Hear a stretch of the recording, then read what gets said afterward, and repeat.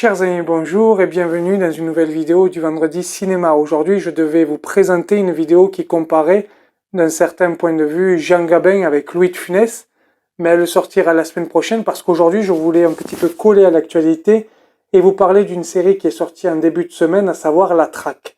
La Traque nous parle de Michel Fourniret et de Monique Olivier, mais pas exactement. En fait, c'est plutôt l'histoire de comment les policiers belges et français ont réussi à faire parler ce couple infernal.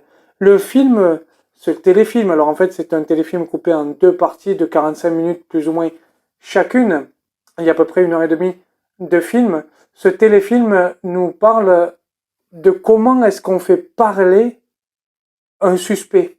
Bien évidemment, on peut se dire, oh, il suffit de le faire parler, c'est assez simple. Mais on voit que les choses ne sont pas toujours aussi simples. Et c'est ce que nous dit ce film.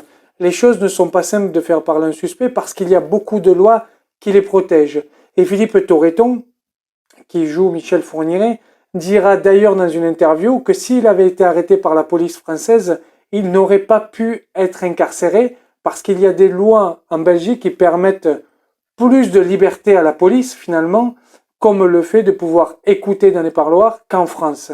La police belge a gardé un certain nombre de mois, quasiment une année, on nous dit dans le film, Michel Fourniret, en interrogeant régulièrement aussi Monique Olivier pour arriver à les faire craquer. Il a fallu une année pour arriver à les faire craquer et est-ce qu'ils parlent.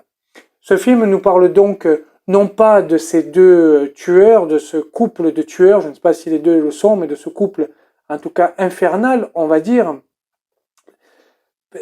C'est vraiment l'histoire des policiers. J'ai trouvé ça extrêmement intéressant d'avoir la focale sur les policiers et de regarder comment est-ce qu'on réfléchit quand on est dans la police pour faire craquer. On voit que c'est vraiment un jeu d'échecs avec des suspects pour arriver à les faire craquer. Et c'est quelque chose auquel on n'a pas forcément idée lorsque l'on est un simple citoyen ou quelqu'un en tout cas qui n'est pas de la police, comme moi par exemple.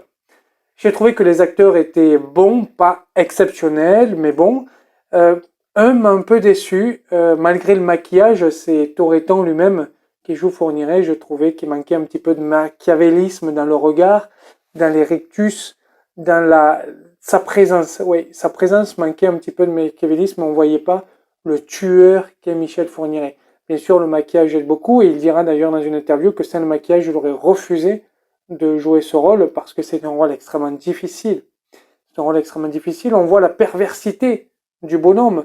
Il joue par le dialogue, par le texte, la perversité du bonhomme, mais je trouve que par le jeu d'acteur, c'est un peu plus faible. Il manque un petit peu ça et c'est dommage parce que les autres acteurs sont bons.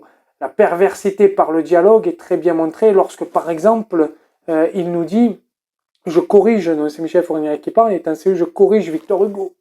Mais quelle arrogance de penser pouvoir corriger Victor Hugo. Ce sont des hommes qui sont sûrs d'eux-mêmes, qui sont imbus de leur propre personne, et c'est aussi pour cela qu'ils sont difficilement attrapables, parce qu'ils sont assez intelligents, même si on nous dit que Monique Olivier était sans doute plus intelligente que son mari. Je ne sais pas donc si vous avez vu cette fiction, j'ai vu qu'elle avait fait polémique.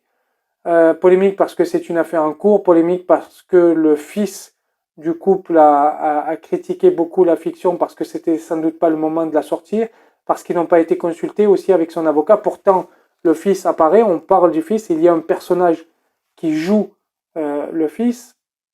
Il y a eu des polémiques là-dessus, mais je trouve que la focale en fait sur les policiers fait que c'est intéressant en tant que fiction et en tant qu'œuvre cinématographique, en tout cas télévisuelle, c'est intéressant en tant que raisonnement, comment est-ce qu'on fait craquer un suspect. Donc je ne peux que vous encourager à aller voir ce film et si vous ne l'avez pas vu, voilà, à me dire aussi dans les commentaires ce que vous en avez pensé. Donc je pense que vous pouvez le retrouver en replay puisque c'est pas, moi je l'ai vu lundi et mardi. Je pense que c'est passé lundi et mardi, mais je crois que j'ai vu le deuxième en replay sur internet, donc vous pouvez le faire aussi. Voilà, donc la semaine prochaine, je vais venir avec une vidéo où on va parler de Funès et de Gabin sur un sujet précis.